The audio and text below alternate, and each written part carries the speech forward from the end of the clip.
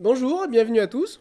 Je vais commencer par expliquer pourquoi est-ce que la conférence prévue initialement n'est pas celle qui se tient ce soir. Donc comme vous le savez peut-être, aujourd'hui à cette heure-là était prévue une autre conférence, celle d'Hilda Lefort sur la hiérarchie raciale et le racisme bien compris. Comme vous le savez aussi sans doute, suite à l'annonce de cette conférence, un certain nombre d'organisations qu'on commence à connaître de gauche et d'extrême gauche ont lancé un appel à la manifestation et ont donné par là un écho médiatique plus important à la conférence. Et j'ai décidé, conjointement avec la conférencière qui était prévue, de remplacer cette conférence par une autre. Alors je ne l'ai pas fait par peur des manifestations ou des attaques des groupes en question, mais simplement, comme le sujet faisait polémique et qu'on a attiré l'attention via ce groupe et via les médias sur cette conférence-là, je n'avais pas envie de prendre le risque qu'il y ait des personnes animées de mauvaises intentions qui viennent à la conférence et qui cherchent un prétexte juridique derrière pour nous attirer des ennuis et en particulier attirer des ennuis à la conférencière Hilda Lefort qui devait venir. Donc pour cette raison-là, j'ai décidé donc de changer de sujet, de changer de conférencier. J'ai choisi une conférence sur le thème du nationalisme français, histoire et actualité. Ça faisait quelques semaines déjà que j'avais réfléchi, que j'avais pensé que je ferais cette conférence. Je pensais la faire plus tard, au mois de novembre ou de décembre, du fait des événements, c'est-à-dire l'annulation de la conférence d'Hilda Lefort. Et comme malgré tout, vu le battage médiatique et le fait que nous soyons ouverts, je savais qu'il y aurait du monde présent ce soir. Donc je me suis dit ce serait dommage de ne pas faire de conférence. Et donc j'ai préparé cette conférence-là sur le nationalisme français pour la présenter aujourd'hui devant vous. Donc le sujet, le nationalisme français, histoire et actualité. Alors pourquoi le nationalisme ? Si nous nous réunissons ici, si vous êtes ici aux Arts Enracinés plutôt que dans la manifestation qui a lieu place Cadelade ou parmi les zombies qui déambulent dans les rues avec leurs masques ou à moitié nus à la recherche d'un McDo en attendant la prochaine série Netflix, c'est a priori que le monde actuel, le monde contemporain, matérialiste et mondialiste, ne vous convient pas, que vous ne vous y reconnaissez pas et que vous aspirez à quelque chose de plus grand. Les gauchistes, les marxistes également aspirent à un changement. Ils sont en révolte contre le monde actuel. Mais parce que leur révolte est désincarnée, elle subit les mêmes travers que l'idéologie dominante. Parce qu'en fait, eux aussi sont dans l'idéologie. Justement, ils sont mondialistes, matérialistes, ils sont persuadés que la guerre civile permanente est la solution à nos problèmes, et ils refusent de s'enraciner dans leur peuple et dans leur histoire, car leur schéma idéologique, leur maître à penser, et leurs dirigeants politiques, très généralement, l'éducation qui porte mal son nom de nationale et l'université, les induisent en fait dans cette idéologie-là. C'est pour ça qu'on retrouve généralement dans les milieux d'extrême gauche des professeurs et des lycéens essentiellement, quoi, des étudiants, en fait des gens qui sont beaucoup embrigadés par l'éducation nationale et l'université et assez peu en contact avec le monde réel. A contrario, notre démarche s'enracine dans l'histoire de notre peuple, dans sa réalité physique et spirituelle, mais aussi dans l'histoire du nationalisme, qui a théorisé une doctrine visant à résoudre les problèmes causés par les idées issues des Lumières et de la Révolution dite française, en partant de ce que Charles Maurras appelait le pays réel, par opposition au pays légal. Ça, c'est un élément très important de la pensée de Charles Maurras. Il considère qu'il y a une société civile, ce qu'on appelle le pays réel, qui est formé de la communauté nationale et puis des différentes communautés à l'intérieur desquelles on s'inscrit, la famille, le quartier, le village, les réseaux d'amis et les communautés religieuses. Et que la démocratie inorganique avec le système électoral, créer un pays légal, fait des représentants des soi-disant représentants politiques qui en fait n'a rien à voir avec les aspirations du pays réel. Dans cette société organique dont nous faisons la promotion, chacun est à sa place et joue son rôle. L'inégalité naturelle entre les hommes n'est pas supprimée, comme c'est le cas dans la démocratie et dans le marxisme, mais elle est compensée par la charité chrétienne et par le rang, la place de chacun dans les communautés naturelles dans lesquelles il s'inscrit. La paysannerie, par exemple, un paysan, il a une famille, il a sa terre, son village, il a son rôle à jouer, puisque c'est lui quand même qui produit les aliments que nous allons manger. Et donc, en ce sens-là, même s'il n'a pas de responsabilité politique, il occupe une place très importante dans la société française. Il est fondamental, la paysannerie est irremplaçable, on ne pourrait pas manger. Même chose pour les ouvriers qui, de par leur travail, vont transformer un certain nombre de matières premières pour pouvoir les rendre, en faire des matières, on va dire des produits dérivés qu'on va utiliser. Donc en fait, dans une société où chacun est à sa place, chacun joue son rôle. Donc il y a une hiérarchie naturelle, évidemment. Tout le monde n'a pas les capacités à être ingénieur dans l'aéronautique. Tout le monde n'a pas non plus la capacité à être agriculteur, d'ailleurs. Il y a des ingénieurs dans l'aéronautique qui seraient incapables d'être agriculteurs. Mais on a tous notre rôle à jouer et notre place dans cette société-là. Historiquement, la société d'Ancien Régime fonctionnait à partir d'une société organique, hiérarchisée et enracinée. La politique et la guerre étaient le fait du roi et d'un corps qu'on appelait la noblesse. Les guerres n'étaient pas habillées sous des prétextes idéologiques, comme c'est le cas aujourd'hui. On a eu les prémices des conséquences qu'entraîne la diffusion d'idéologies désincarnées à travers ce qu'on appelle les guerres de religion au XVIe siècle entre catholiques et protestants.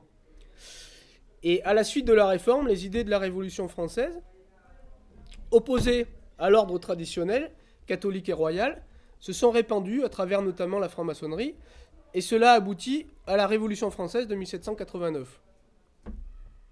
La chute de la monarchie a entraîné une période de près d'un siècle durant laquelle les défenseurs de la société traditionnelle, ancrés dans la réalité, pragmatiques, de bon sens, se sont unis dans les courants monarchistes et bonapartistes, en partie. Leur rejet de la République, en particulier dans sa dimension anti-chrétienne, a pu mobiliser une partie importante des Français soucieux de défendre leur héritage. C'est ce qui a expliqué la Restauration de 1815. C'est ce qui a expliqué la victoire de Louis-Napoléon Bonaparte à l'élection présidentielle de 1848, où il a fait plus de 70% face à des candidats républicains. Et c'est ce qui explique aussi la victoire des monarchistes aux élections législatives de 1871. Après la chute du Second Empire, il y a eu une nouvelle république et les premières élections donnaient une victoire aux monarchistes. Cependant, le déclin de la noblesse et du clergé catholique a privé cette réaction des moyens de restaurer l'ordre traditionnel. On en a pour preuve le fait que les trois événements politiques dont je viens de parler, c'est-à-dire la restauration monarchique de 1815, l'élection de Louis-Napoléon Bonaparte en 1848, qui va aboutir au Second Empire, et la victoire législative des monarchistes en 1871, aucun de ces trois éléments qui ont été des victoires, justement, des représentants de l'ordre ancien, en partie, n'ont pas permis de revenir sur les institutions ni sur les principes de 1789. On a eu beau avoir, dans le cadre d'une élection, une victoire des monarchistes, mais c'est pas pour autant qu'on est revenu aux principes qui faisaient l'État royal, la royauté d'avant 1789. Orphelin d'un roi et d'un ordre traditionnel où l'Église était au centre du village, les Français, soucieux de s'organiser politiquement dans un mouvement capable de résoudre les problèmes découlant de 1789, ont alors, donc après le troisième échec de 1871, ont alors élaboré progressivement les principes et les doctrines capables de restaurer la France éternelle. C'est alors la naissance du nationalisme français. Donc je vais développer mon sujet à travers trois parties, c'est-à-dire d'abord je vais faire un historique du nationalisme français, ensuite je verrai quels sont les principaux éléments on va dire les principes et les éléments de doctrine qu'on attribue au nationalisme français, et je terminerai par que peut-on faire en tant que nationaliste aujourd'hui? Comment utiliser justement notre histoire nationale et l'histoire nationaliste et sa doctrine et ses principes pour mener le combat politique aujourd'hui? Donc, commençons par l'histoire. Alors, j'ai décomposé en 3 parties, c'est un peu arbitraire, l'histoire du nationalisme français. Donc, la première partie, c'est la genèse, qui commence dans les années 1880 jusqu'à la guerre de 14-18. Ensuite, on verra la période qui va de l'entre-deux-guerres jusqu'à la fin de la guerre d'Algérie. Et puis après, dans une dernière partie, on verra la fin, donc la période après 1962, après la fin de la guerre d'Algérie. Alors, pour ce qui est de la genèse, donc des années 1880 jusqu'à la guerre de 14-18, donc on est dans le contexte que j'avais commencé à exposer, c'est-à-dire il y a eu une tentative de restauration monarchique en 1871 suite à la victoire des monarchistes aux élections législatives. Le comte Henri d'Artois, qui était le prétendant légitimiste, a failli être restauré sur le trône de France et par manque d'entente sur les principes, ça ne va pas marcher parce que le comte d'Artois était attaché au symbole notamment de l'Ancien Régime. On a tous appris ça dans les livres d'histoire, c'est-à-dire notamment à l'école. Il était contre le drapeau républicain et une partie des élus, surtout les orléanistes, ne soutenaient pas une rupture avec la Révolution française que lui prenait, et ils ont été incapables de s'entendre là-dessus, et ce qui a donné cet échec, ces derniers échecs d'une restauration monarchique. Et ensuite électoralement au niveau du pays, le royalisme en tant que projet de restauration sur le trône d'un roi a commencé à devenir beaucoup plus minoritaire. Et donc, il fallait proposer justement une réaction aux idées de la révolution dite française, justement, pas du tout d'une révolution nationale, qui soit capable de lutter contre le régime et son idéologie à ce moment-là. Donc l'année charnière, pour moi, où on a vraiment le début des prémices de ce qu'on va être le nationalisme, c'est 1886, puisque c'est l'année où on a la création de la Ligue des Patriotes de Déroulède. C'est aussi l'année où le général Boulanger, en tant que ministre de la Défense, va commencer à galvaniser un peu de monde autour de lui, un certain nombre de patriotes. Et puis c'est aussi l'année de parution de La France juive d'Édouard Drummond, dans lequel l'auteur va mettre en avant le rôle qu'il attribue à certaines élites juives dans notamment les inégalités sociales et économiques. Donc ça, je cite la pensée de Drummond. Attention, messieurs du CRIF, c'est pas moi qui parle. Et donc là, on a vraiment le départ. En 1889, va éclater ce qu'on appelle le mouvement boulangiste, puisque le général Boulanger, après avoir été débauché de son ministère des Armées, va faire de plus en plus parler de lui, notamment Déroulède et la Ligue des Patriotes vont le pousser à avoir un rôle politique. Il va être élu une première fois aux législatives sans se présenter, il y aura énormément de suffrages qui vont se porter sur sa personne. Il va se présenter ensuite aux élections, il va être élu, et par opposition au système de la Troisième République, gouverné notamment par le Parti radical et une forte influence de la maçonnerie, beaucoup d'opposants de différents mouvements politiques, de différentes tendances, vont s'unir autour de sa personne. Il va y avoir des socialistes, enfin des proto-socialistes, il va y avoir des gens de gauche comme Clémenceau qui vont le suivre au départ, des radicaux, mais en rupture avec le système, des débuts de ce qu'on appelle des nationaux, des patriotes, des gens, souvent des anciens combattants, des gens proches de l'armée, certains milieux catholiques, et puis justement des milieux royalistes et bonapartistes qui vont compter sur Boulanger pour peut-être une restauration. C'est un mouvement assez informel, mais le début du nationalisme est assez informel. C'est pas, vous n'avez pas des gens qui se sont réunis un jour en disant on va créer une doctrine, justement. Donc c'est vraiment sur le fait que des Français vont s'unir pour défendre ce qu'ils estiment être l'unité du pays, dans un contexte de l'époque qui est très marqué par l'anti-germanisme, ce qu'on peut comprendre, puisqu'on sortait d'une guerre contre l'Allemagne, il y avait encore des tensions aux frontières, et le général Boulanger s'est aussi rendu très populaire quand il était ministre des Armées, parce qu'il a augmenté les rations pour les soldats, il leur a donné un meilleur équipement, donc il avait cette image très sociale et très populaire, et en même temps il plaisait aux adversaires d'un régime républicain qu'il considérait comme trop éloigné du peuple. Le mouvement boulangiste va se terminer après les élections législatives de 1889, puisque suite à des résultats électoraux importants, des soutiens du général Boulanger, dont des roulettes, vont le pousser à faire un coup de force, à faire un coup d'État, ce qu'il va refuser. Et suite à ça, ça va entraîner un chaos dans le mouvement boulangiste. Il va y avoir les éléments les plus radicaux vont être pour certains incarcérés. Et suite à ça, le boulangisme va s'effondrer politiquement. 2 ans plus tard, le général va se suicider sur la tombe de sa maîtresse. Et en fait, ça aura été finalement un feu de paille électoral à la suite du refus du coup de force par Boulanger. Alors dans les années qui vont suivre, on a justement, on revient à Drummond, qui va créer un journal, La Libre Parole, qui va galvaniser sur le plan intellectuel une opposition nationale et patriote au régime en place. Il y a aussi le journal La Cocarde, lui avec une tendance, on va dire, moins anti-républicaine, mais très sociale autour de Maurice Barrès. Et donc ça, c'est le paysage politique des années 1890. Et il y a un élément qui va contribuer fortement à la politisation des milieux intellectuels français.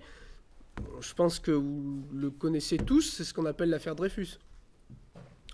Alors, donc Dreyfus, je rappelle rapidement, puisque je pense que tout le monde le connaît à peu près, c'est un officier de l'armée qui était accusé de trahison, d'avoir livré des documents au profit de l'Allemagne. Il va être condamné pour trahison, dégradé et incarcéré en 1898, et il sera acquitté en 1906. Et à ce moment-là, vous avez beaucoup de gens qui vont le défendre, soit en pensant qu'il est innocent, soit par hostilité envers l'armée et les catholiques, quoi. Et en face, donc en plus, comme vous le savez, Dreyfus est d'origine juive, donc ça va donner comme prétexte aux gens à beaucoup de gens jusqu'à aujourd'hui qui le défendent, de dire ceux qui sont contre lui, c'est par antisémitisme, quoi.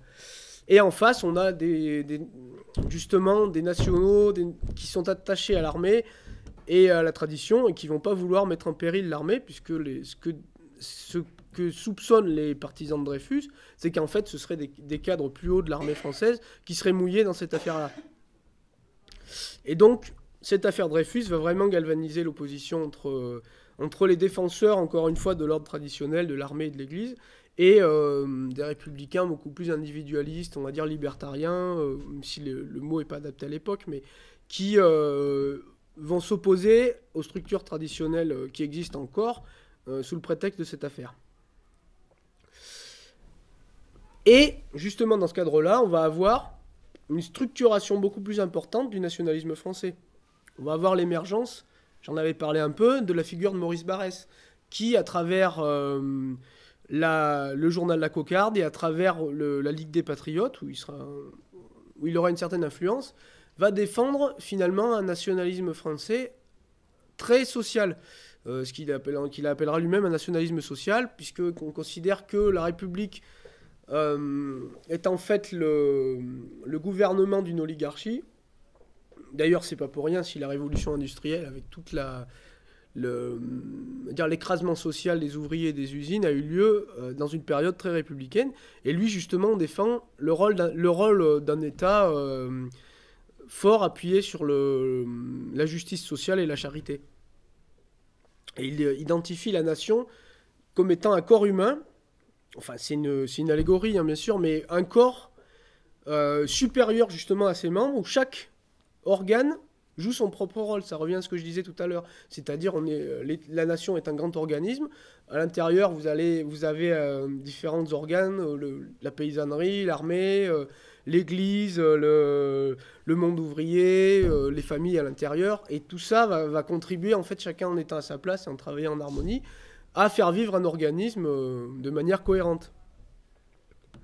On a aussi l'autre grand courant politique qui se développe à ce moment-là, c'est l'Action française, qui va faire une sorte de synthèse entre un projet de restauration monarchique et une doctrine nationaliste. Et c'est un nationalisme très littéraire, très intellectuel, mais en même temps avec une forte dimension sociale, dans les premières années en particulier, puisque Maurras va prôner, même s'il est contre le suffrage représentatif, il est par exemple pour les référendums, il est pour que le rôle de la femme soit défendu dans la société française, il est pour une autonomie importante des provinces. Et au début du siècle, certains maurassiens vont travailler de concert avec des auteurs socialistes, non marxistes, hein. Là on parle vraiment du socialisme français, avant qu'il soit très influencé par le marxisme, donc un socialisme plus communautaire et enraciné, sous l'influence notamment de Georges Sorel, vont travailler ensemble dans une revue qui va s'appeler Les Cahiers du Cercle Proudhon, qui ne publiera que 4 numéros, qui n'aura pas un écho très important à l'époque, mais qui par contre, du point de vue des idées, vont permettre un rapprochement entre le nationalisme et le socialisme. Et donc ça, on est vraiment dans en fait, l'aspect social du nationalisme est fondamental dès le départ. Et chez Maurras, justement, il y a cette dimension sociale. Il y a dans ce qu'il appelle le nationalisme intégral, donc restaurer un roi pour une société harmonieuse, et où finalement les influences étrangères, les influences maçonniques seront dégagées de leur rôle auprès des parlementaires, pour avoir un État qui corresponde au pays réel, justement, et à ses aspirations. On est dans un contexte, donc là on approche, vous l'avez vu, de la Première Guerre mondiale, on est sur cette période des années 1900-1910. Il y a aussi une dimension importante à cette époque-là qui peut nous faire sourire un peu aujourd'hui, un siècle après. Il y avait vraiment un anti-germanisme contextuel qui dominait beaucoup les milieux nationaux à cette époque-là, les milieux nationalistes, et la société française en général.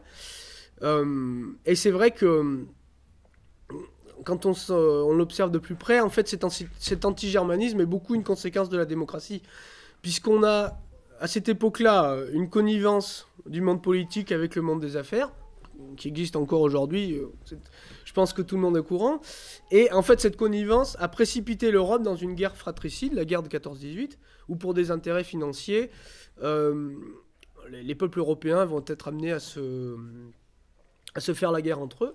Et la grande majorité des Français et des nationalistes de l'époque ont soutenu la guerre de 14-18 au nom pour ce qui est des nationalistes, de ce que Maurras appelait le compromis nationaliste, c'est-à-dire ils sont contre la République et le régime, mais dans un contexte pareil, ils préfèrent rallier la République contre le danger allemand, qu'il surévaluait largement. On s'en rend compte aujourd'hui, il ne s'en rendait pas compte à l'époque, mais effectivement, quand on voit les conséquences, les résultats de la guerre de 14-18, la saignée de nos paysans, quand on se promène dans les villages, qu'on voit le nombre de morts qui figurent sur les monuments aux morts et qu'on compare avec le nombre d'habitants qu'il y a dans ces villages-là aujourd'hui, on se rend bien compte que la guerre a été beaucoup plus néfaste que l'Allemagne à l'époque.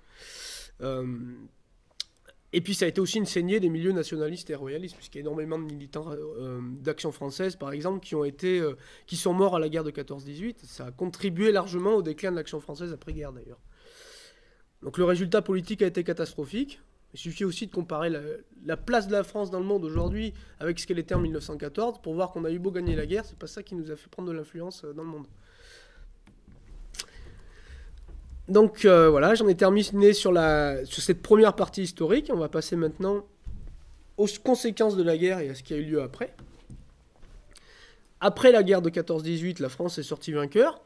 De fait, malgré la saignée, les patriotes, d'une manière générale, vont ressortir aussi vainqueurs, parce que de fait, ils ont gagné la guerre. Et on va avoir, dans les années qui suivent, un certain affaiblissement du régime républicain, assez fort.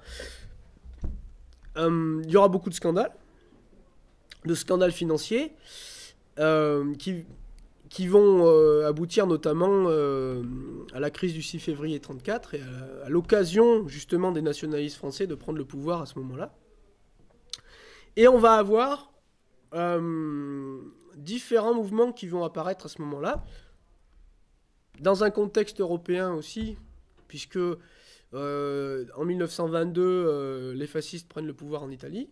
En 1933, il y aura les nationaux-socialistes en Allemagne. Il va aussi y avoir le régime de Salazar au Portugal, celui de Franco en Espagne. Donc on va avoir un phénomène assez unique finalement dans l'histoire contemporaine d'un succès de doctrines et de régimes qui entrent justement en conflit direct avec l'héritage des Lumières et de la Révolution française. Et ça va susciter, puisque mon sujet concerne avant tout la France, je ne vais pas détailler outre mesure les régimes étrangers, mais en tout cas, ça va susciter des vocations et des aspirations en France. Quand les nationalistes français ou beaucoup de Français sont déçus par le régime qui est corrompu et qui voient à côté des révolutions nationales qui se passent en Italie ou en Allemagne, ça va susciter une envie justement de faire la même chose en France. Vous allez avoir des ligues nationalistes qui vont se créer, différents mouvements. Je vais en détailler certains.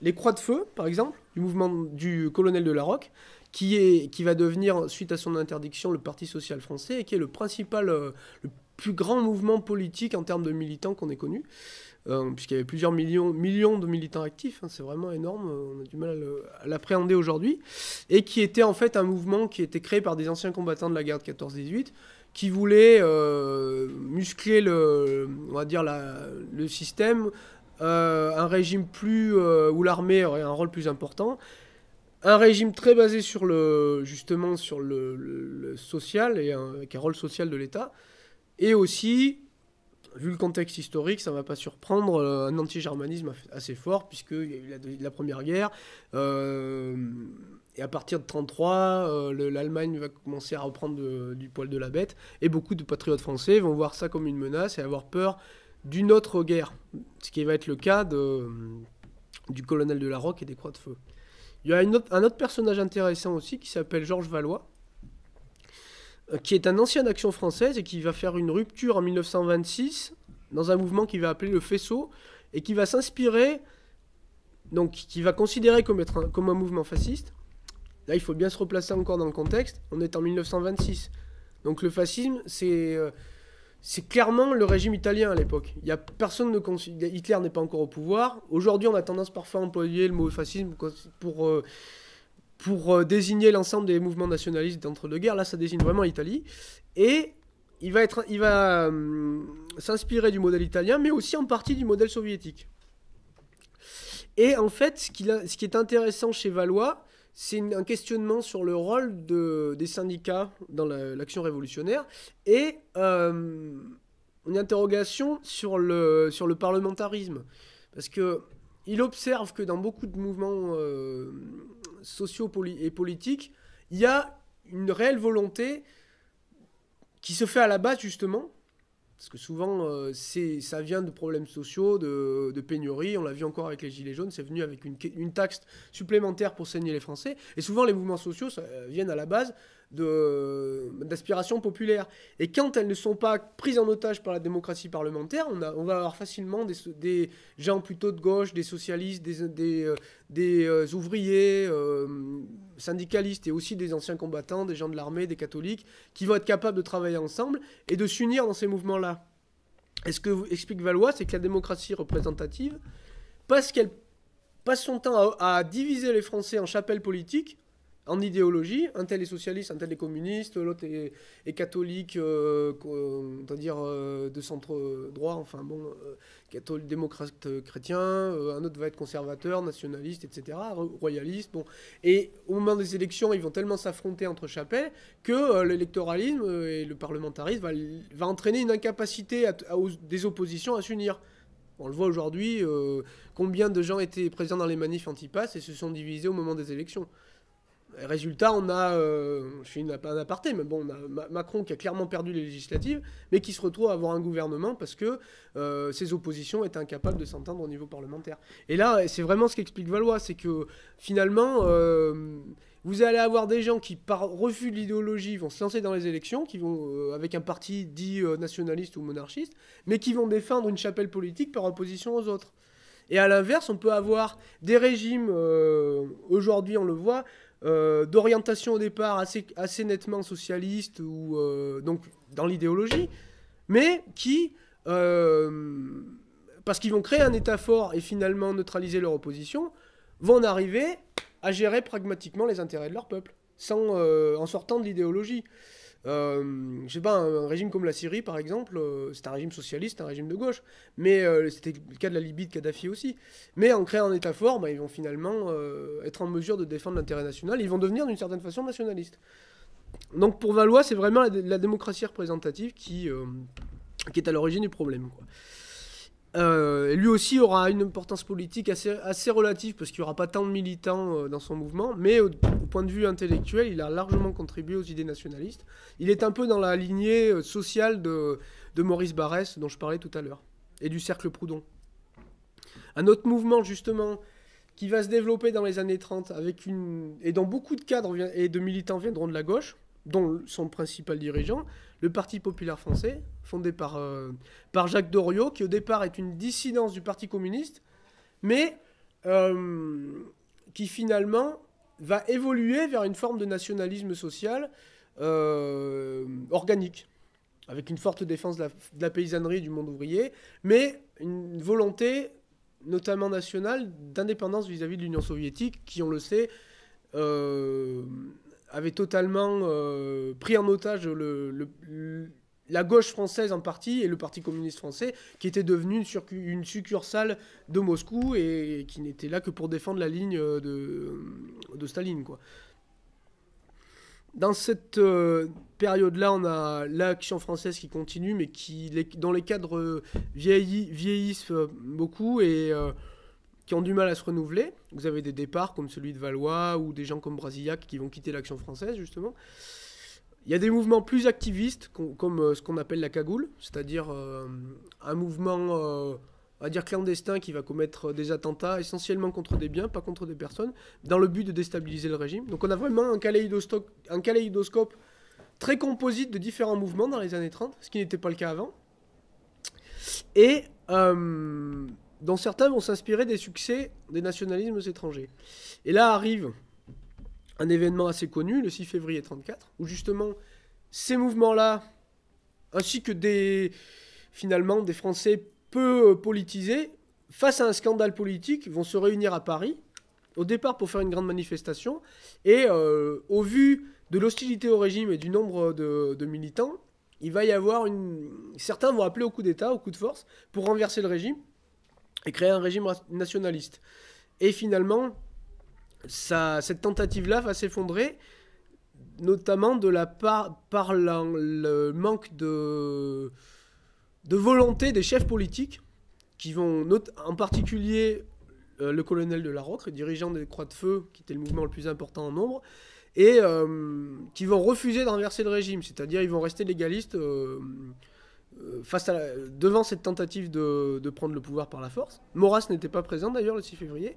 Et résultat des comptes, il y a un adage qui dit que le gouvernement, la République, si elle gouverne mal, se défend bien. On l'a vu là, parce que la faiblesse des cadres ne va pas entraîner un ramollissement du régime, bien au contraire, puisqu'ils vont écraser la révolte par la force, il va y avoir des morts, et derrière, effectivement, la désunion entraînée à la fin de ces manifestations vont faire que tout va rentrer dans l'ordre républicain et que la galvanisation des troupes nationalistes va se terminer comme un feu de paille, exactement comme dans le cadre du mouvement boulangiste. Donc on va revenir à la République parlementaire, et ensuite il y a le Front populaire, bien sûr. Et on arrive à une autre période de tension, celle-là internationale, puisque la guerre va être déclarée en 1939 contre l'Allemagne. Donc je ne vais pas revenir là aussi longuement sur les causes, mais on sait que il y avait déjà des tensions depuis plusieurs années entre l'Angleterre et l'Allemagne. Et l'Allemagne, dans sa doctrine politique nationale-socialiste, voulait conquérir des territoires à l'Est, peuplés en partie d'Allemands, pour les réunifier au Reich. Et la Pologne étant liée par un traité d'alliance à la France et au Royaume-Uni, au moment où Hitler va entrer en Pologne, ça va servir de prétexte à la France et au Royaume-Uni pour envahir l'Allemagne. Alors, l'attitude des nationalistes français va être quand même différente en 1939 par rapport à 1914. Je vous rappelle qu'en 1914, les nationalistes français étaient pour la guerre contre l'Allemagne, au même titre que la République. Là, on va quand même avoir une hostilité beaucoup plus forte à la guerre, qui aura plusieurs causes. D'abord, le souvenir de 14-18, de la saignée que ça avait été. Il y a beaucoup de femmes qui ont perdu leur mari à ce moment-là. Il y a beaucoup d'enfants, de jeunes hommes qui ont vu leur père mourir à la guerre de 14. Donc les Français, la guerre, ils n'avaient pas tellement envie d'en faire une autre contre les Allemands. Et puis aussi, pour certains nationalistes français, une sympathie pour l'Allemagne hitlérienne qui ne voulait pas attaquer. Mais il y avait quand même aussi un anti-germanisme assez présent, notamment à l'Action française. Ce que va développer Lucien Rebatté dans son livre Les décombres qu'il écrira pendant la guerre, où il disait que finalement, quand on lisait les éditos de l'Action française en 1939, ils étaient beaucoup plus hostiles à l'Allemagne qu'au monde politique qui dirigeait la France à ce moment-là, quoi. Donc on a on va dire, un pacifisme plus ou moins fort dans les milieux nationalistes à ce moment-là, mais par légalisme, une fois que la guerre est déclarée, ils vont soutenir la guerre pour l'essentiel. Donc on est en 1939. Vous le savez, en juin 40, la France perd la guerre. Elle est occupée par l'Allemagne.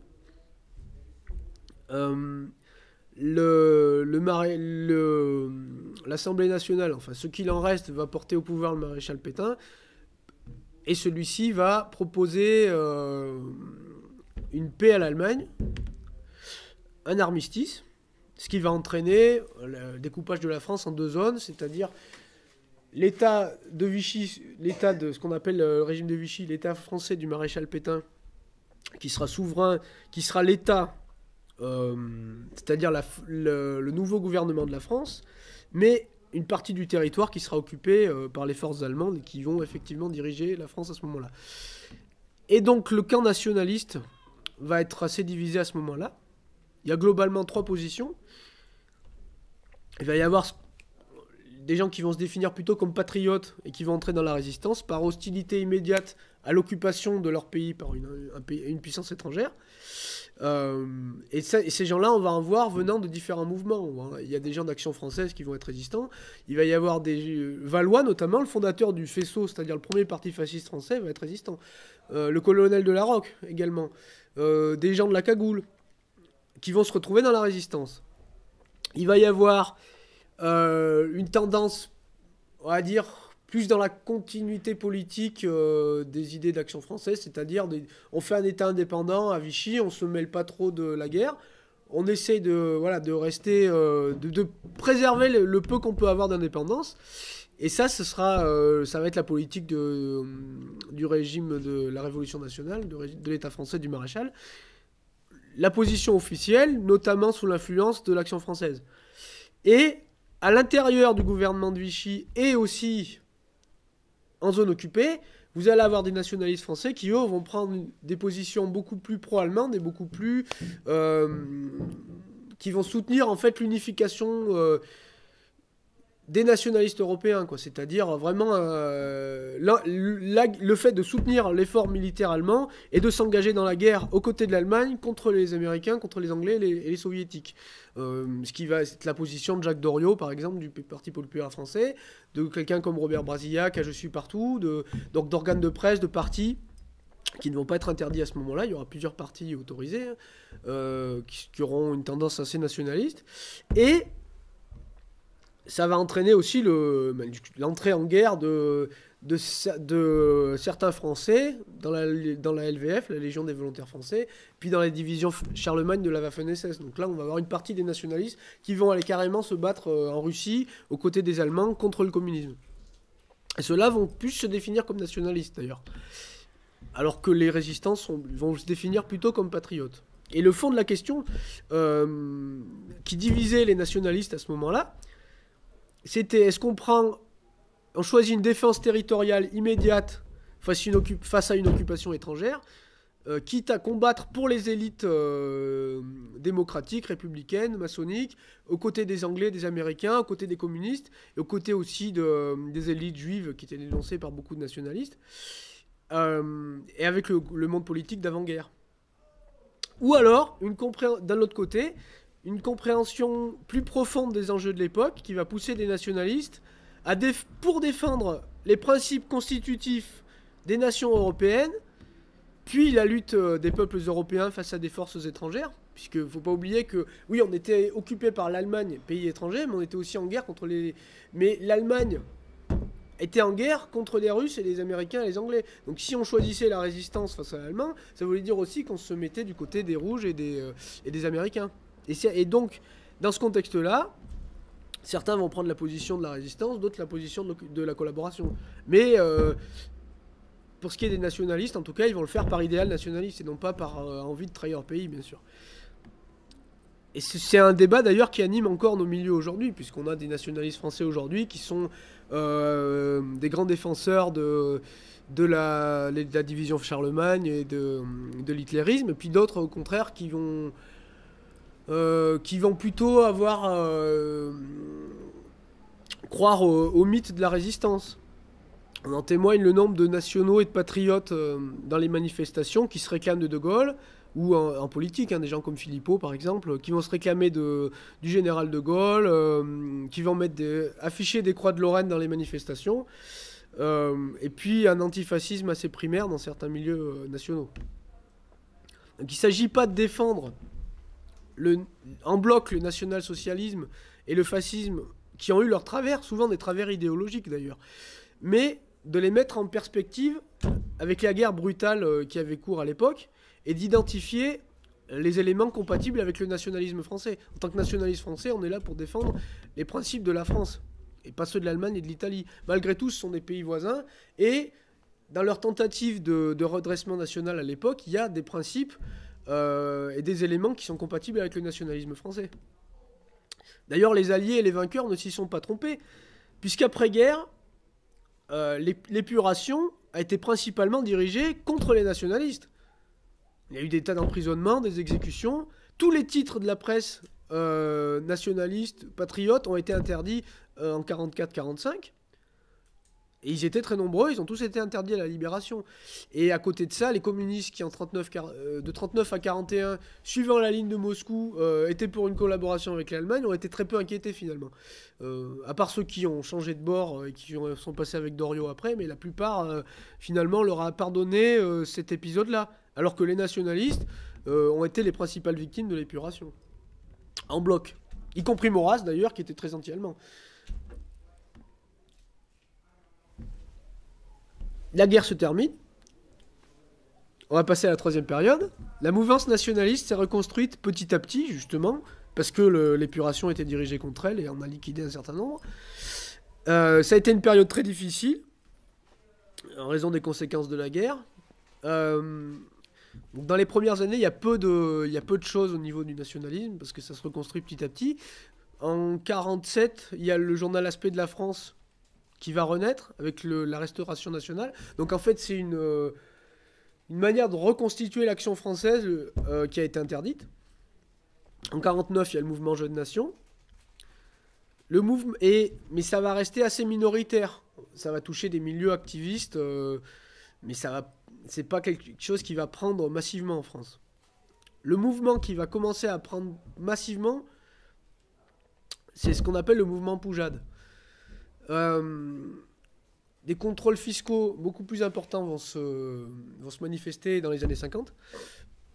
Et un papetier du Lot va prendre la tête d'une révolte contre ces contrôles fiscaux, d'une révolte physique, où vous allez avoir des contrôleurs fiscaux qui vont être expulsés physiquement et renvoyés dans leur cordes. Et ça va déclencher un mouvement populaire qui va se concentrer autour d'un syndicat, l'Union de défense des commerçants et artisans, dirigé par Pierre Poujade.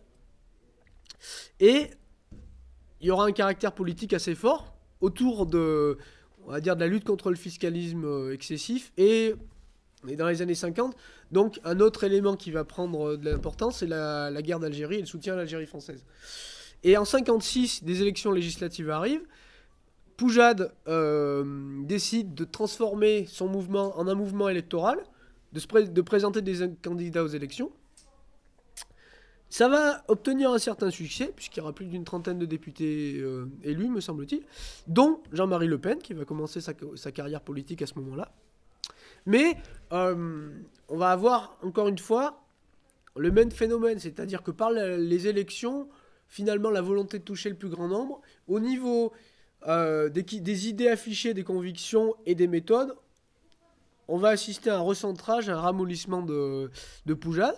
Donc, certains élus mécontents vont quitter le mouvement, c'est le cas de Le Pen par exemple, et ce recentrage du parti va finalement entraîner un éclatement et la disparition politique du poujadisme. Donc là on a encore un échec, un feu de paille électoral, comme il y a eu avec Boulanger, et comme c'est arrivé pour le 6 février 34, c'était pas électoral, mais de la même manière, le refus en fait d'aller au bout d'un changement politique profond des principes et des institutions va entraîner l'effondrement du mouvement. Donc en 2 ans, les prochaines élections législatives arrivent. Il y a plus aucun il doit y avoir peut-être un député poujadiste, mais ils vont perdre leur présence politique. Et le nationalisme va revenir dans le feu de l'action au moment de la guerre d'Algérie. Il y a eu un premier coup de force en 1958 avec le général Massu et Salan qui vont faire un coup d'État à Alger, donc, qui va être soutenu par l'armée, par beaucoup de gaullistes, par des pieds noirs, bien sûr pour défendre l'Algérie française, par des nationalistes. Mais en fait, là on a vraiment ce dont parlait Valois, c'est-à-dire une conjonction qui se fait sur le terrain de personnes de différents bords politiques et sociaux. Il y a aussi des gens de gauche qui vont basculer par défense de l'Algérie française, qui seront nombreux d'ailleurs. Mais le travers de cela, c'est un manque de formation et de connaissances politiques et historiques qui va entraîner leur perte, puisque ces gens-là vont appeler tout simplement le général de Gaulle à revenir au pouvoir. Et de Gaulle, malgré l'épuration, malgré ce qu'il a pu montrer à la soi-disant libération, où il a permis aux communistes de participer au gouvernement. Et là, on est en pleine guerre d'Algérie où les communistes demandent l'indépendance. Mais les galons du général, sa belle manière de parler, vont susciter l'attrait de ces militants-là qui vont le ramener au pouvoir. Et bien sûr, il va être leur fossoyeur, puisque, vous le savez, dès 59-60, il va commencer à parler d'autodétermination. Et il va conduire l'Algérie à l'indépendance, en soutenant le FLN et avec les accords d'Évian. Donc, en réaction à cela, il y aura la création de l'organisation armée secrète, de l'OAS, qui est un mouvement activiste composé de pieds noirs et de militaires en rupture, qui vont tenter par la force d'empêcher l'indépendance de l'Algérie. Et puis un deuxième coup de force, mais celui-là plus nationaliste dans sa composition, en 61, 4 généraux, dont Salan, Jouot, Zeller, et le quatrième, je ne me rappelle plus lequel c'est, vont prendre le pouvoir à Alger, contre l'indépendance. Des pieds noirs qui vont devenir des militants, comme la Gaillarde par exemple, vont les soutenir. Et on aura aussi en métropole des nationalistes qui vont rejoindre Laurent. C'est le cas par exemple de Pierre Sidos ou de Pierre Vial. On trouve des anciens collaborateurs de la dernière guerre, on trouve des anciens vichistes, mais aussi des résistants, des FFI et des FFL, y compris de haut gradés, une partie de l'état-major et des pieds noirs qui pour beaucoup étaient de gauche avant. on voit que dans la nécessité, quel que soit leur bord politique d'origine, des Français intègres et patriotes peuvent s'entendre. On l'a vu le 6 février, on l'a vu dans la LVF et la Charlemagne, on l'a vu récemment pendant les Gilets jaunes, on l'a vu à ce moment-là en Algérie. Certains vont aller plus loin. C'est le cas par exemple de Bastien Thierry, du colonel Bastien Thierry, qui lui va tenter d'assassiner le général de Gaulle.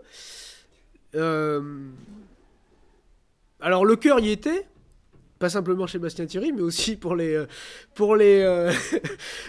partisans de l'Algérie française en général. Mais il y avait le courage, puisqu'ils ont quand même risqué leur peau pour défendre le territoire, mais un manque de formation politique a entraîné la perte de l'Algérie. Et parce qu'ils ont rappelé De Gaulle au pouvoir, malgré son passif, et bien sûr, De Gaulle va, pour conserver le pouvoir, abandonner l'Algérie. Ça va s'en suivre une répression sanglante, des exécutions, le colonel Bastien Thierry, le commandant Roger de Gueldre, entre autres, des emprisonnements. Et donc, je passe à la dernière période historique. Les conséquences politiques en fait de l'échec de la guerre d'Algérie pour les nationalistes et des mesures judiciaires qui vont être prises contre les nationalistes vont entraîner de la part de la plupart des nationalistes français un renoncement à l'activisme politique pour beaucoup et une conversion à l'électoralisme beaucoup plus forte. En 65,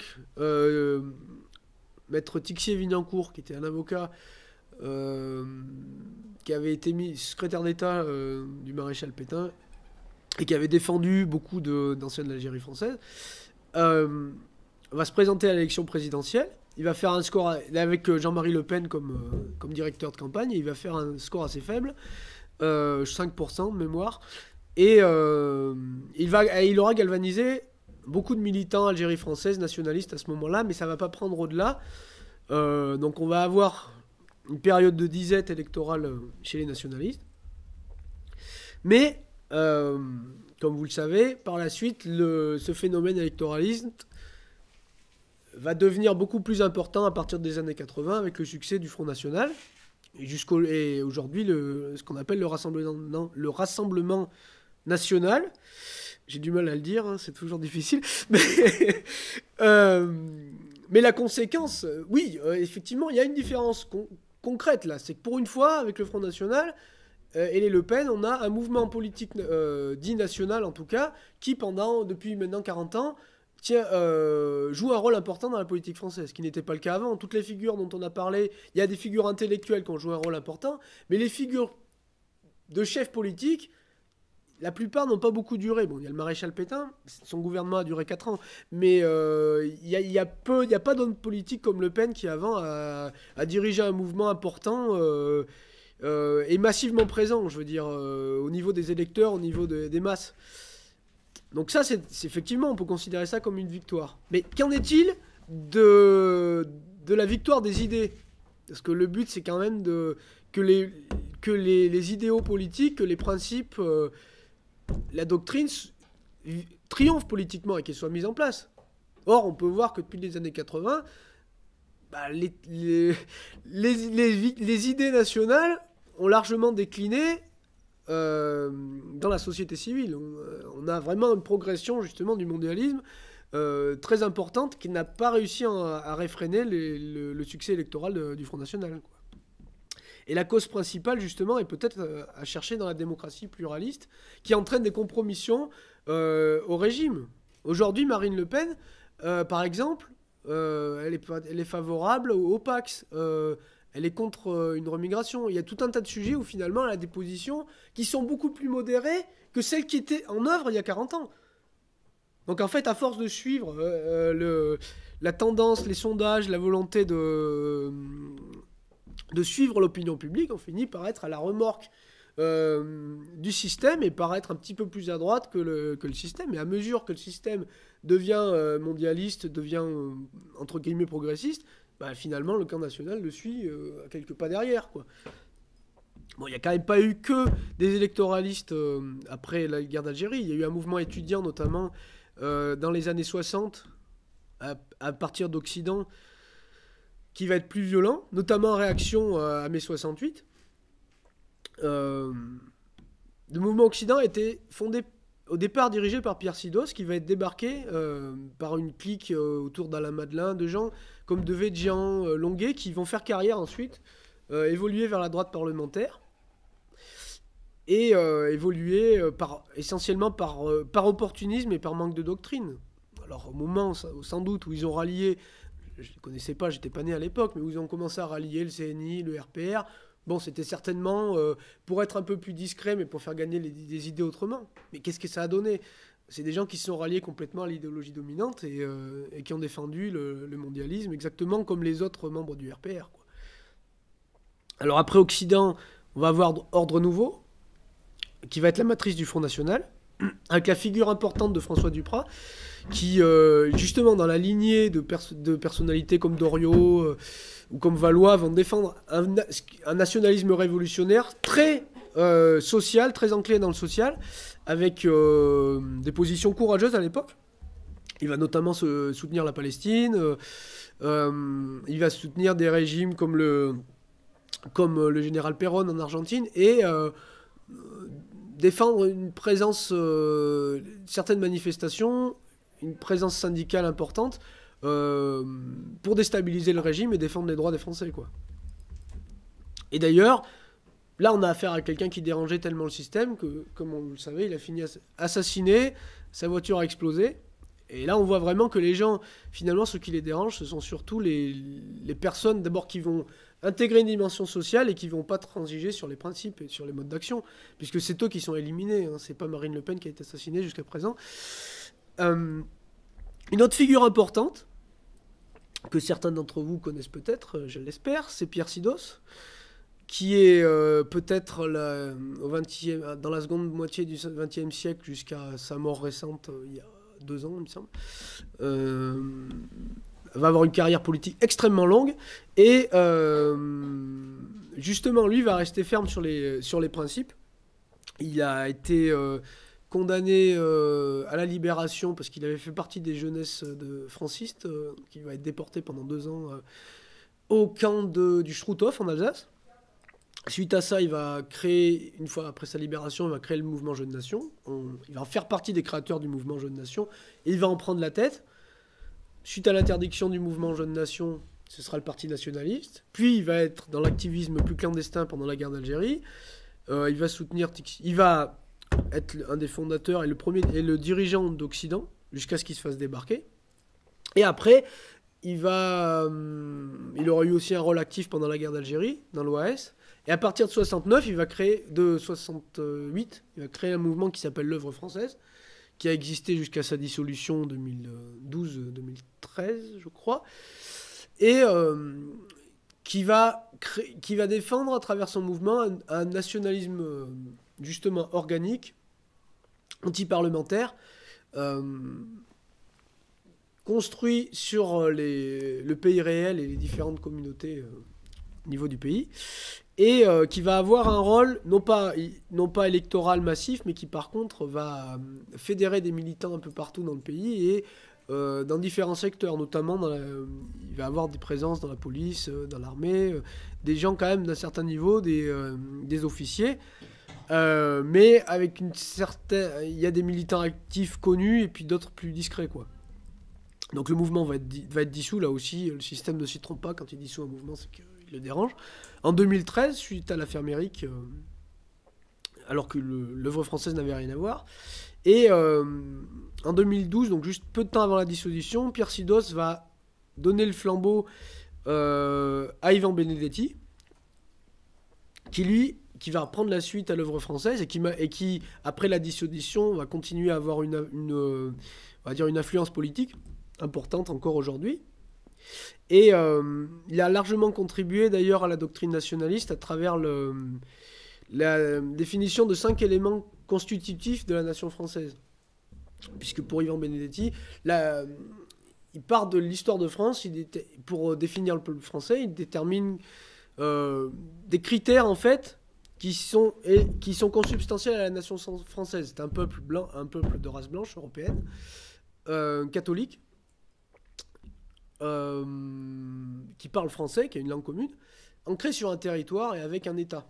Donc ça, c'est les 5 éléments constitutifs. Ça veut pas dire nécessairement que tout Français doit être 100% d'ascendance européenne ou qu'il doit être catholique pratiquant. Mais à partir du moment où c'est constitutif de l'identité française, ça doit être reconnu et l'élément européen et l'élément catholique doivent avoir un rôle important en France et un rôle central, quoi. Et notamment, c'est la place de l'Église dans l'État qui est mise en cause. Et bien sûr, la restauration des principes et de la doctrine à l'intérieur de l'Église, puisqu'elle aussi est attaquée.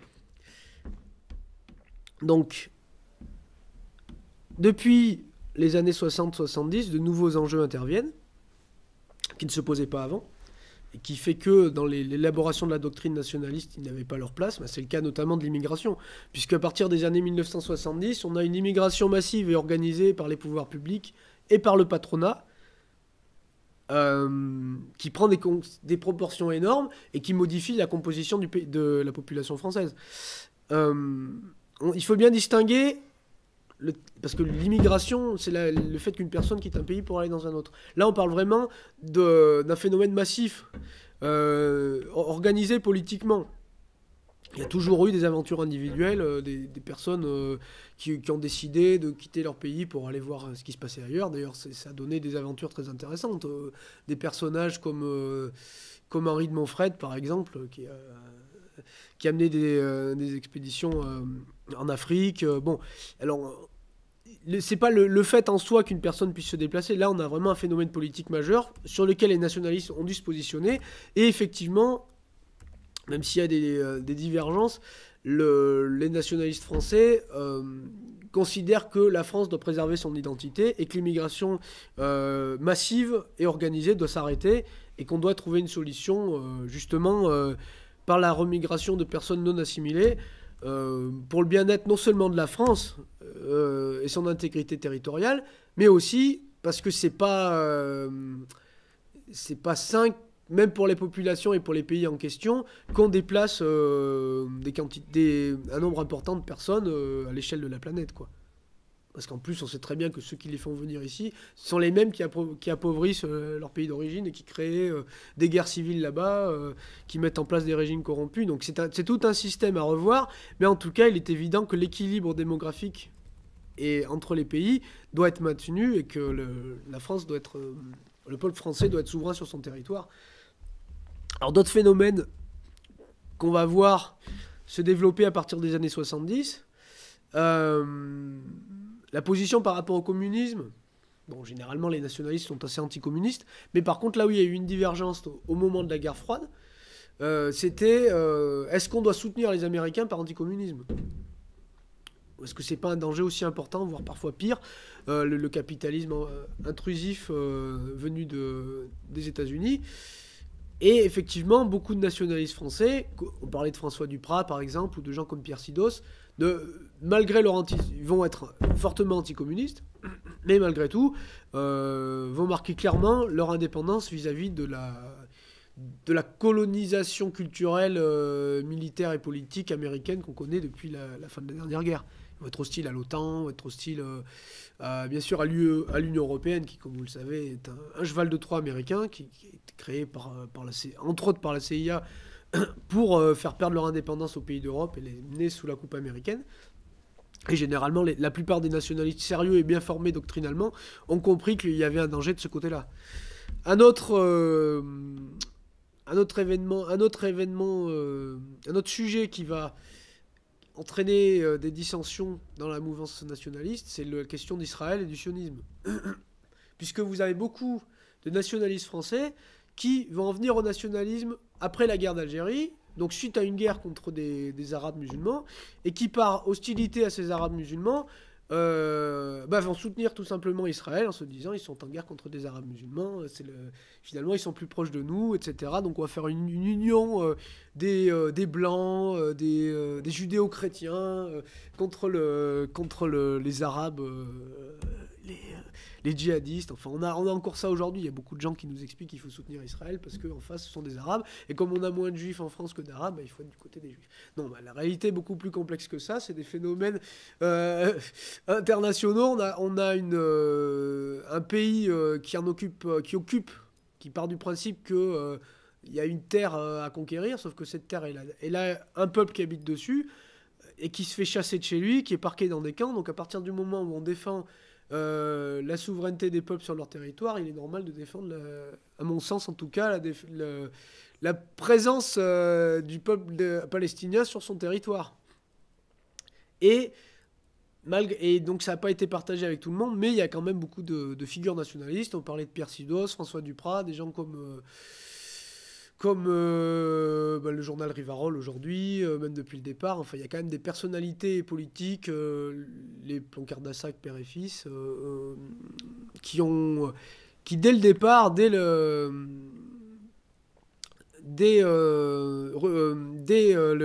la fin de la guerre et jusqu'à aujourd'hui, ont défendu la Palestine et ont été antisionistes. Aujourd'hui, il y en a beaucoup plus. À l'époque, c'était quand même assez marginal du fait du contexte, quoi. La guerre froide et la perte de l'Algérie globalement, puisque l'Union soviétique s'est rapprochée un petit peu de la Palestine avec le temps, donc par anticommunisme et par hostilité envers le monde musulman. Beaucoup ont soutenu Israël. Donc voilà, ça fait partie des sujets qui ont posé questions et débats chez les nationalistes. Et là encore, pour comprendre et pour avoir une position sérieuse, il faut en revenir à la doctrine, quoi. C'est pas simplement parce que d'un côté vous avez des Arabes en guerre qu'il faut être forcément contre. Il y a quand même un contexte. D'autres sujets aussi, aujourd'hui le mondialisme. On sort d'une guerre froide où par anticommunisme certains vont suivre les Américains. Sauf qu'après l'effondrement de l'Union soviétique, on a vraiment une gouvernance globale qui se met en place de manière de plus en plus claire. Et là, le rôle des nationalistes paraît clairement de s'opposer à ce nouvel ordre mondial et de soutenir toutes les tentatives à travers le monde de préserver une identité, une souveraineté nationale, même si ce sont des peuples différents, justement, parce qu'on est pour la diversité des cultures dans le monde, et la souveraineté des peuples. Il s'agit de faire, sans développer une sorte d'internationalisme qui laisserait entendre que tous les pays ont le même intérêt. Non, mais par contre, ils ont un même intérêt quand il s'agit d'être contre le mondialisme et de défendre leur souveraineté. Et là, il s'agit bien d'être clair là-dessus et de le savoir.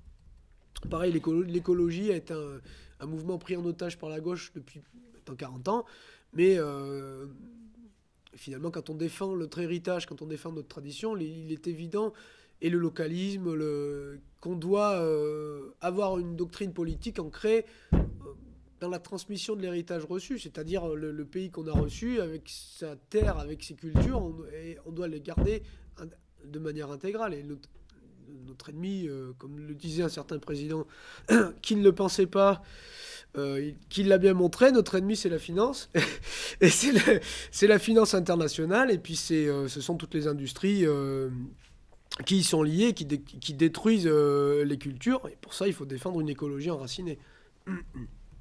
J'en ai terminé sur cette partie historique. Donc, cette historique, va permettre de mettre en valeur et en avant les principes fondamentaux du nationalisme français. Donc, j'en ai dégagé quelques-uns. D'abord, le primat du réel. Je vais boire un peu. Donc, pardon. Charles Maurras, comme je l'ai dit en introduction, distinguait le pays réel du pays légal. Le pays légal est représenté dans les institutions républicaines, démocratiques. En conséquence, on a un régime déconnecté du peuple et gouverné par une oligarchie étrangère aux intérêts du peuple, justement. Parce que le rôle, en fait, de la démocratie représentative, c'est de maintenir... Tous les systèmes, de toute façon, ont une dimension qui consiste à maintenir les élites en place, quoi. Personne qui va créer un régime en disant le but c'est qu'il me balance et qu'il mette quelqu'un d'autre à ma place. On reste des humains, et n'importe qui va écrire une constitution, s'il est au pouvoir, il va essayer d'intégrer un système qui lui permettra de garder le pouvoir. Et là, en fait, on sait comment fonctionne le système actuel, c'est-à-dire qu'on a des élections qui permettent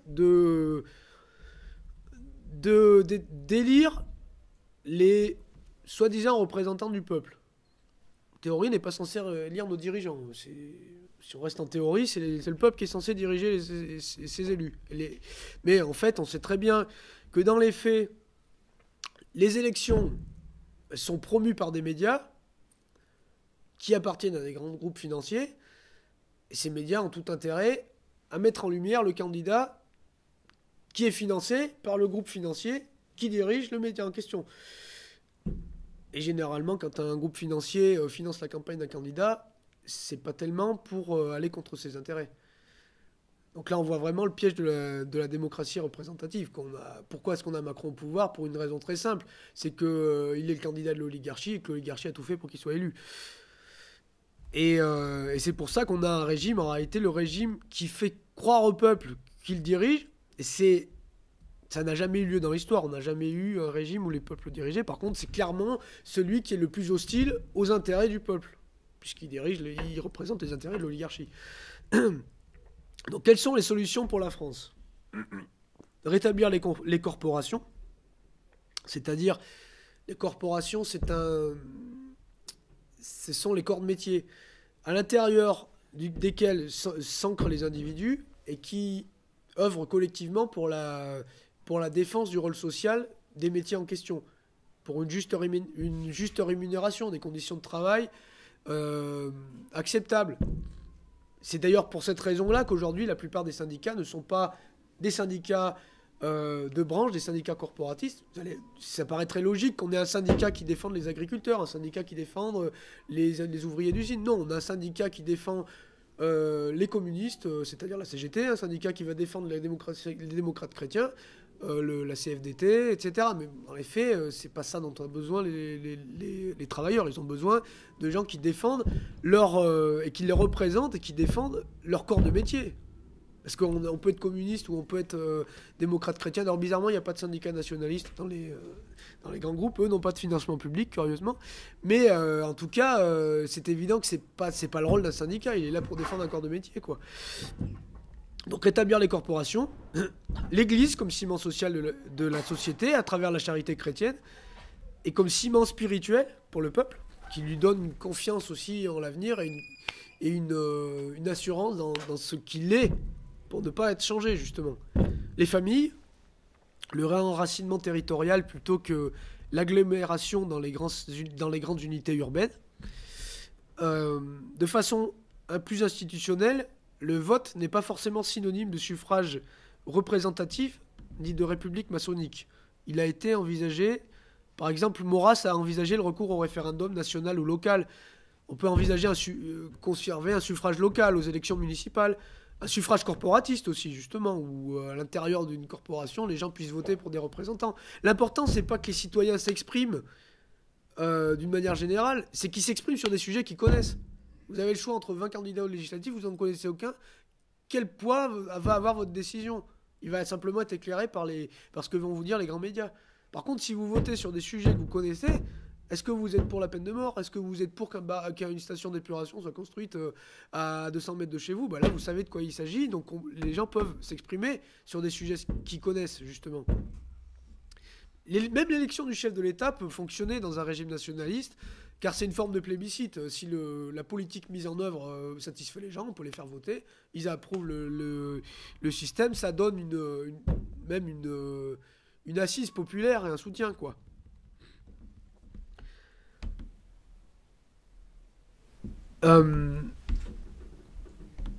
Ces solutions doctrinales doivent être appliquées au milieu nationaliste. Il faut se fédérer, s'ancrer dans le territoire, fonder des familles, acheter chez des camarades, faire vivre nos paroisses plutôt que d'aller à McDo. Il s'agit vraiment de créer cette société organique qu'on essaie de détruire. Parce que l'État, non seulement a un système qui est en dehors de la société du pays réel, mais il cherche à détruire ce pays réel, justement. Et nous, on est là pour le défendre. Donc il faut une doctrine sociale enracinée dans les communautés organiques et non sur des idéologies progressistes. La République n'a pas inventé le social et la théologie de la libération n'a pas non plus inventé le social dans l'Église. Ça existait depuis l'origine. La charité chrétienne est consubstantielle à l'identité française depuis le Moyen-Âge.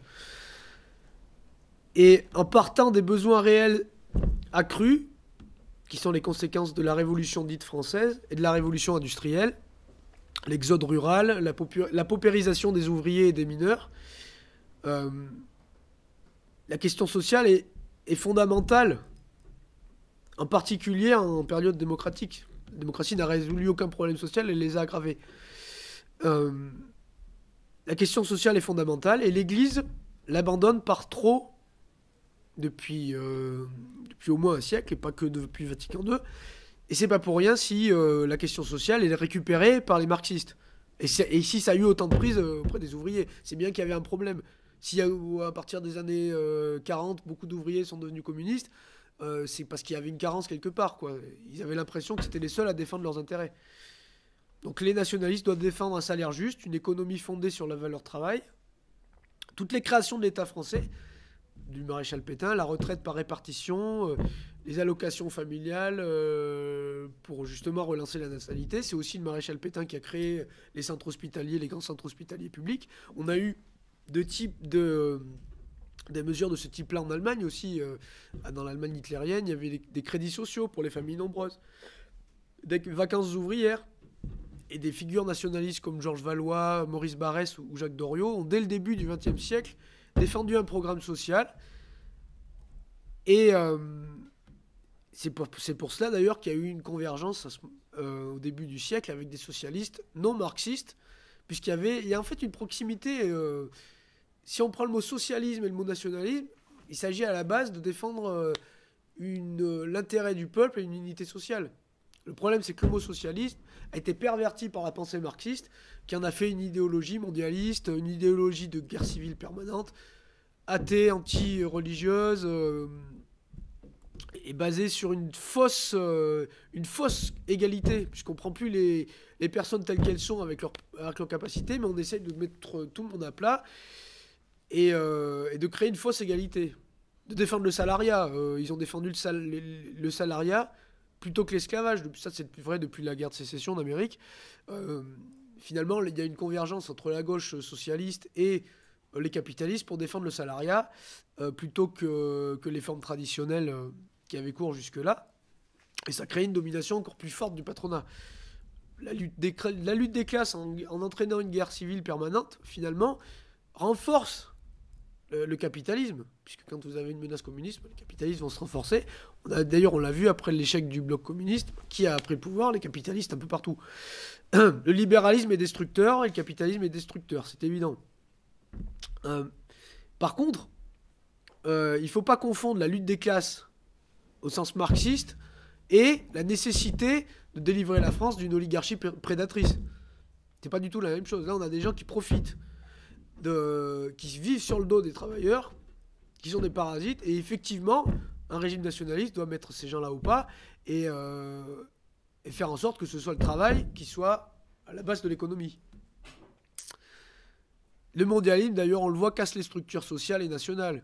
Il entraîne une immigration énorme qui a des conséquences sociales destructrices. C'est pour ça qu'il y a une incohérence quand une gauche prétendument sociale défend l'immigration, puisque l'immigration appauvrit le pays et crée des désastres sociaux et beaucoup plus de misère depuis que l'immigration de masse a lieu. Il faut défendre l'unité de la nation plutôt que sa décomposition sociale et communautaire.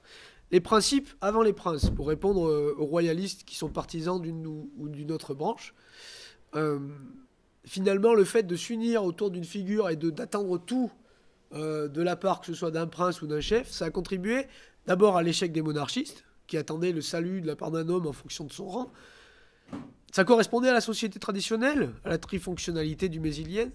Mais comme la noblesse et les princes n'ont pas toujours été fidèles à leur rang, ça a pu causer des échecs. On l'a vu avec Henri d'Artois, qui a fait capoter la Restauration de 1871, et puis aussi avec les Orléans, la famille des Orléans, qui ont été soutenus par l'Action française, mais qui finalement se sont beaucoup compromis avec le régime. C'est primordial d'avoir un chef pour montrer la voie, mais il ne faut pas attendre qu'il fasse le travail à notre place. Pour ce qui est de l'électoralisme, j'ai expliqué beaucoup pourquoi c'était un échec. Ça divise l'opinion publique, ça divise, et finalement, les défenseurs de la tradition vont se définir comme étant de droite, entre guillemets. On n'est plus des nationalistes, on est des gens de droite. Donc on se définit par rapport à la gauche. Et on espère une victoire électorale, mais en fait, cette victoire électorale, ça oblige les nationalistes qui croient aux élections à soutenir ce système-là, puisque finalement, ils s'en nourrissent. À partir du moment où vous créez un parti, que ce parti a besoin d'un succès électoral, vous n'avez aucune raison à vouloir renverser le régime républicain et à vouloir créer un régime nationaliste. Vous en accommodez parfaitement, quoi. Et donc, ça explique pourquoi les partis de droite, soi-disant souverainistes ou nationales, ne remettent absolument pas en cause les fondements du régime. Ça renvoie à ce que je disais sur Georges Valois tout à l'heure. On peut s'unir beaucoup plus facilement quand on n'est pas divisé par les questions électorales. Donc voilà, on l'a vu avec le 6 février, avec le push des généraux, avec le gilet jaune. Hors des élections, on s'entend plus facilement. Je vais passer à la troisième partie. Donc quels sont les enjeux actuels ? D'abord, la nécessité de former une nouvelle aristocratie. Toute société est fondée sur l'ordre. Tout le monde n'est pas destiné à se mêler de politique. On le voit aujourd'hui, la plupart des gens vont voter sans rien y comprendre. La télévision les désinforme. Donc il faut sortir du mythe selon lequel les masses sont des acteurs majeurs de la politique. Ça n'a jamais eu lieu. C'est un mirage pour faire croire aux gens, pour pousser les gens à soutenir le régime républicain. C'est la différence avec l'ancien régime où la société était fondée sur le rang, sur l'héritage. On a cassé tout ça et la noblesse d'Ancien Régime n'est plus en mesure d'assumer ce rôle car elle a perdu depuis longtemps le sens de ses responsabilités. Bien sûr, il y a des exceptions, il y a des familles nobles qui tiennent sur les principes, mais on voit que c'est pas généralisé. Ces gens-là, d'ailleurs, ne combattent plus. C'est ce qui faisait pourquoi les nobles étaient nobles, parce qu'ils combattaient. Aujourd'hui, ils sont plus les seuls à combattre. Ils ont plus cette légitimité-là. Ils sont plus, d'ailleurs, forcément les principaux défenseurs de la tradition et de l'ordre. Les aristocrates, je préfère parler d'aristocratie que d'élite, parce que ça sonne trop républicain, je trouve le mot élite. Donc les aristocrates de demain seront les Français formés politiquement, exemplaires dans leur vie privée et publique, et qui s'engagent au service du bien commun pour le triomphe de la révolution nationaliste. Donc pour ça, on doit être exemplaire dans notre vie personnelle, dans notre vie professionnelle, familiale. On doit en fait montrer qu'on est des gens tout à fait normaux et qu'on a une vie conforme avec nos principes, quoi. Donc si on passe notre temps à se droguer, si on va à McDonald's, si on fait nos achats sur Amazon, bon, ça va être difficile de convaincre notre peuple si nous-mêmes on n'est pas en conformité avec nos principes, quoi. Et il faut être présent socialement, surtout pas s'isoler. Pour les chrétiens, aller à l'église, être exemplaire en entreprise, s'engager. Le syndicalisme est pris en otage par la gauche, mais c'est pas une fatalité. Si vous êtes dans une entreprise à taille humaine, vous pouvez vous présenter par exemple aux élections des délégués syndicaux, des représentants syndicaux. Pourquoi pas ? Là, c'est tout à fait compatible avec la doctrine nationaliste. Vous êtes là pour défendre les intérêts du corps de métier dans lequel vous agissez, et vous montrerez qu'on peut être aussi présent. Alors ça ne veut pas dire qu'il faut faire des syndicats nationalistes, parce qu'on va être dissous et ça frappera tout le monde. Mais par contre, se présenter aux élections, même municipales, essayer d'agir sur le terrain, en défendant les principes, on n'est pas obligé de s'afficher avec des grands drapeaux. Non, mais par contre, en étant fidèle sur les principes, agir socialement, être présent. Et on a encore ces moyens-là, autant en profiter. Il faut connaître notre doctrine et notre histoire pour l'appliquer aux enjeux contemporains. L'importance de la formation est fondamentale. Ça évite de tomber dans des pièges. Combien d'électeurs qui votent Front National aujourd'hui, par exemple, ou Zemmour, ont voté Sarkozy en 2007 parce qu'il faisait les gros bras en disant « on va arrêter l'immigration ». Oui, sauf qu'il était financé par Bolloré, donc ça dit tout. On sait très bien qu'à partir de là, il ne peut pas arrêter l'immigration, quoi. Avant, on a eu De Gaulle aussi, pareil, qui a été mis au pouvoir par les partisans de l'Algérie française, alors qu'il avait promis l'indépendance des colonies aux Américains pendant la guerre. Donc, la connaissance nous évite de tomber dans les pièges. On a eu Zemmour l'année dernière, enfin il y a quelques mois, c'était la même chose. Zemmour, avec les financements qu'il avait, c'était bien évident qu'il n'allait pas faire une politique nationaliste. Il faut prendre du recul aussi par rapport à la tyrannie de l'actualité. Parce que même sur les réseaux alternatifs, sur Internet, on a toujours ce flot continu de nouvelles informations qui nous envahissent et finalement sur lesquelles on prend aucun recul, quoi. Il faut privilégier les analyses de fond et construire son analyse personnelle à partir de ça, plutôt que de regarder des vidéos chocs, d'agressions, des informations brutes. Par exemple, un site comme F2 Souche passe son temps à envoyer des dépêches qui portent sur le grand remplacement. Donc ça va montrer ses conséquences, mais il n'y a aucune analyse de fond. Donc ça va entraîner une réaction stérile, de gens qui vont se dire « ouais, il y en a marre, on est envahi, etc. » Mais comme il n'y a pas d'analyse de fond, cette réaction ne va pas être exploitée politiquement. Elle va rester stérile ad vitam aeternam. Il ne faut pas perdre de vue non plus l'intérêt de la France sur les grands sujets. On est nationalistes français. Contrairement au communisme, le nationalisme, c'est pas une idéologie déjà, et puisqu'elle est ancrée sur le réel, comme je l'ai dit, et c'est pas quelque chose de transposable. Chaque nationalisme s'applique à l'identité d'un pays. Nous, en tant que Français, on doit défendre les intérêts de la France sur des grands sujets comme la guerre en Ukraine, comme les relations vis-à-vis de la Chine, sur la tyrannie sanitaire. On a tous des personnalités politiques, des mouvements qui nous parlent plus qu'à d'autres. Et je ne suis pas là pour inciter telle ou telle personne à adhérer à un mouvement particulier. Par contre, il faut garder un esprit critique, toujours. Sur la guerre en Ukraine, ou sur la question palestinienne, par exemple, l'émotionnel va souvent primer. Bon, on va voir des photos de massacres, on va dire, c'est terrible. Bon, voilà, oui... Bon, moi j'ai des Maghrébins qui sont venus faire du tapage en bas de chez moi, donc du coup je vais soutenir Israël. Enfin, non, c'est pas nouveau d'ailleurs, le résistentialisme, trouver ses sources là-dedans. Ah oui, on n'est pas content, il y a des Boches chez nous, bon, du coup on va être pour la résistance. Oui, bah, on voit la conséquence de la victoire des Alliés aujourd'hui. Le sionisme dont j'en ai parlé tout à l'heure, d'anciens de l'OAS, parce qu'ils étaient animés par une rancœur envers les Arabes. Et en fait... face à ces réactions, les émotions ne sont pas une mauvaise chose, heureusement, c'est normal, ça fait partie de notre nature. Mais il faut être capable de les utiliser intelligemment à partir de connaissances et de formation doctrinale, justement, pour éviter de tomber dans tous les panneaux. Parce que le système a compris comment ça fonctionnait. Le principe de la démocratie, c'est qu'elle se nourrit de sa propre position. Elle sait très bien Macron sait très bien qu'il y a une partie de la population qui vit dans une extrême pauvreté du fait des politiques qu'il met en place. Et il sait aussi que les conséquences de l'immigration sont catastrophiques pour beaucoup de gens. Donc il va mettre en avant un Mélenchon à gauche, un Zemmour à droite, pour exploiter ces frustrations-là et les maintenir dans le système. Les gens vont penser qu'aux élections, ils vont gagner. Ils perdent. Ah bah c'est dommage. Bon, bah, on gagnera dans 5 ans. Et résultat des comptes, eh ben, ça neutralise la mouvance nationaliste parce que beaucoup de gens vont se dire « ah bon, ben, on va attendre les élections ». Attendre les élections.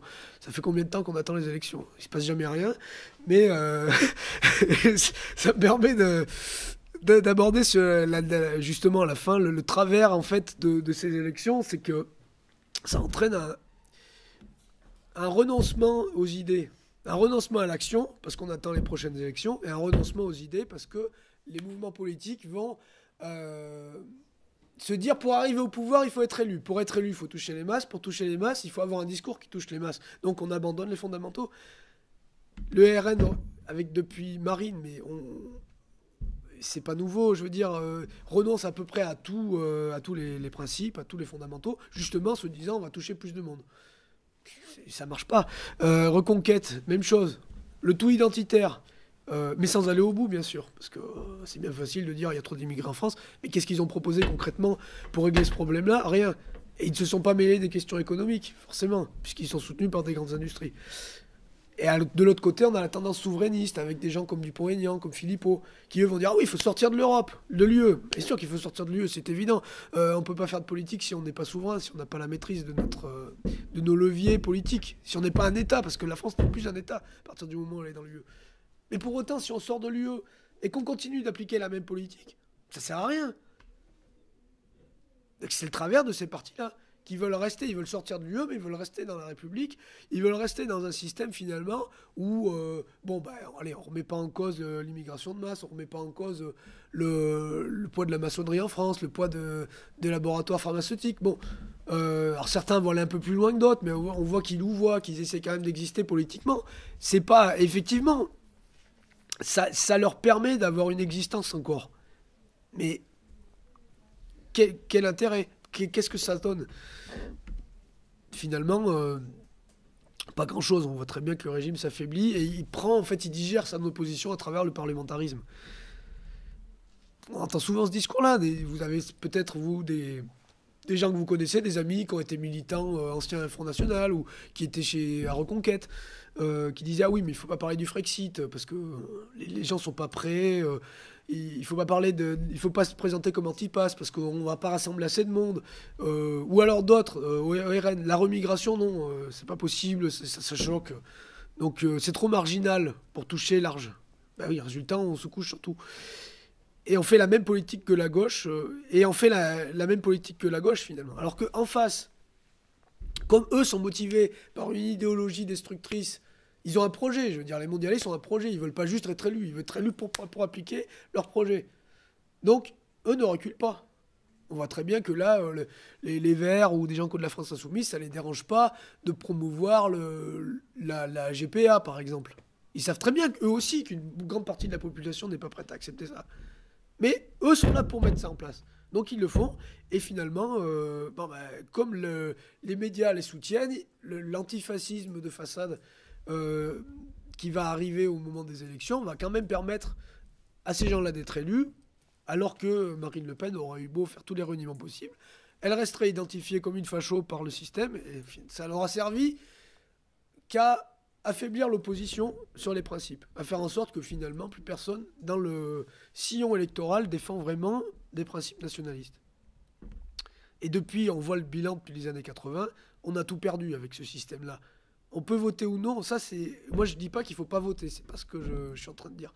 On peut voter en disant, il y a une élection, il y a un deuxième tour, Marine, Macron, on n'est pas fan de Marine, mais c'est peut-être moins pire quand même. Ça peut s'entendre. Voter Macron, j'ai plus de mal à comprendre. Mais bon. Donc ça, on peut. Mais il faut pas tout en attendre. Il faut pas s'imaginer que tout va venir des élections, quoi. Et surtout pas rester là à ne rien faire en attendant que la prochaine élection dans 5 ans nous délivre. Et puis, autre chose, il faut éviter de se diviser sur les questions électorales. Il n'y a jamais eu autant de divisions dans nos rangs qu'au moment des élections. Parce qu'entre ceux qui sont pour l'abstention, ceux qui sont pour Marine, ceux qui sont pour Zemmour, etc., ça divise énormément et ça condamne à l'inaction. On perd un temps fou avec ça. Donc il faut éviter de s'écharper sur ces questions. Bon, la question du vote, chacun la garde, à mon avis, fait ce qu'il veut en privé, mais il faut certainement pas diviser la mouvance sur ces questions-là, quoi. Donc j'en ai terminé, je vais conclure. J'espère que cette conférence vous aura apporté des connaissances et surtout une vision synthétique et pragmatique du nationalisme français et vous aidera dans votre engagement politique au quotidien. Comme le nationalisme est ancré dans le pays réel, les conséquences de la révolution dite française de 1789 entraînent un chaos social et la nécessité de se politiser dans sa vie quotidienne. Comme je l'ai dit, tout le monde n'est pas fait pour faire de la politique au sens où tout le monde n'a pas la capacité à prendre en main les destinées du pays. Par contre, on est obligé de faire de la politique au sens où on doit prendre position dans sa vie personnelle. On ne peut plus se contenter de travailler et de faire vivre sa famille. Parce qu'on est attaqué par une oligarchie prédatrice et destructrice qui veut la mort des peuples. Et j'espère que les connaissances que nous contribuons à vous apporter, non seulement par la conférence, mais aussi par les autres, et ainsi que les livres et publications auxquels nous vous donnons accès, vous aideront à savoir les positions à prendre, à argumenter auprès de votre entourage et à avoir plus d'assurance dans les décisions que vous prenez pour vous protéger et pour protéger les autres. Le refus de la vaccination, par exemple, protéger vos enfants, pour ceux qui en ont, de l'idéologie républicaine, de l'idéologie LGBT, un retour à la terre. On sait très bien que on est dans une période d'instabilité. Il est possible que des pénuries arrivent. Elles sont prévues. Donc on sait très bien que, dans tous les cas, ils vont nous éprouver les Français pour semer la division, apprendre aux gens à être plus dociles en les manipulant par la peur. Donc il faut être prudent et se préparer. La sécurité, si vous allez habiter dans une grande ville, c'est pas franchement le moment, à mon avis. Parce que là, on peut arriver vers des affrontements énormes et c'est pas le lieu le mieux choisi. Choisir ses fréquentations. Avoir une alimentation saine. un engagement politique. Pour les chrétiens, fréquenter des messes en conformité avec notre tradition et défendre notre foi. La connaissance qui vous entoure et la connaissance de votre histoire est le meilleur moyen d'éviter les pièges tendus par qui vous savez. Donc surtout, pour terminer, restez unis et ayez foi en la victoire. Et je vais terminer par le mot célèbre de Déroulède, qu'il a lancé dans les meetings de la Ligue des Patriotes. Donc il posait la question « Qui vive ?» Et les militants répondaient « France ». Qui vive ? France. Merci beaucoup. Merci de m'avoir écouté.